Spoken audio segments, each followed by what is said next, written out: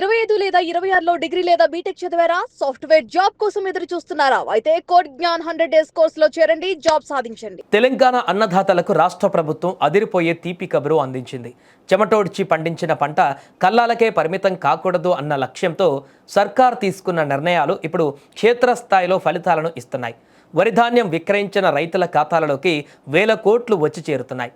అసలు ఇప్పటి వరకు ఎంతమంది రైతులకు నగదు జమ అయింది, ఏ ఏ జిల్లాలలో కొనుగోళ్లు జోరుగా సాగుతున్నాయి అన్న పూర్తి వివరాలను ఈ యొక్క ప్రత్యేక కథనంలో తెలుసుకుందాం. రాష్ట్రంలో యాసంగి ధాన్యం సేకరణ ప్రక్రియ ఇప్పుడు టాప్ గేర్లో దూసుకుపోతుంది.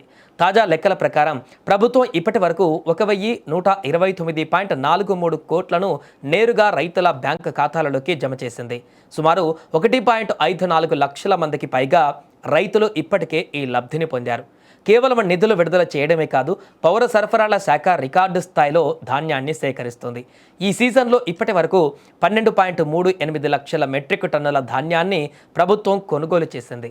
ఇందులో ఒక ఆసక్తికరమైన విషయం ఏంటంటే, ఈసారి సన్న రకానికి కూడా మంచి ప్రాధాన్యత దక్కుతోంది.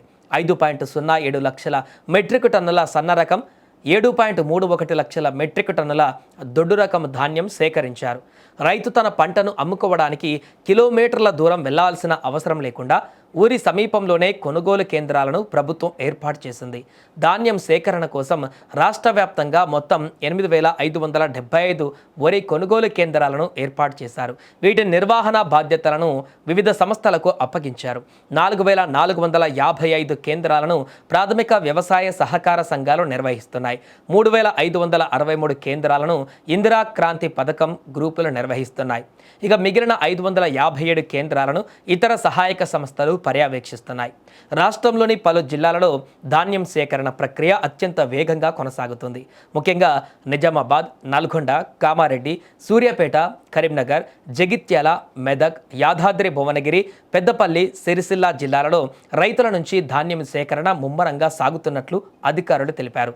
అధికారుల పర్యవేక్షణ పెరగడంతో గతం కంటే ఈసారి మిల్లులకు ధాన్యం తరలింపులో జాప్యం తగ్గింది.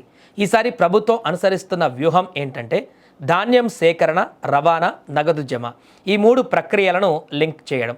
దానివల్ల ఒకటి, మధ్యవర్తుల బెడద ఉండదు. నేరుగా ఖాతాలలో నగదు పడడం వల్ల దళారుల దోపిడీకి అడ్డుకట్ట పడుతుంది. ఇక రెండవది, ట్రాన్స్పోర్ట్ స్పీడ్. కల్లాల వద్ద ధాన్యము తడవకుండా ఉండేందుకు వెంటనే రైస్ మిల్లులకు తరలించేలా ముందస్తు చర్యలు చేపట్టారు. ఇక మూడవది, ముందస్తు పెట్టుబడి. వానాకాలం సీజన్ ప్రారంభం కాకముందే చేతికి డబ్బులు రావడం వల్ల రైతులు విత్తనాలు, ఎరువుల కోసం అప్పుల పాలయ్యే ప్రమాదం తప్పుతుంది. ఇక మిగిలినవి ఇతర శాఖల ద్వారా నడుస్తున్నాయి.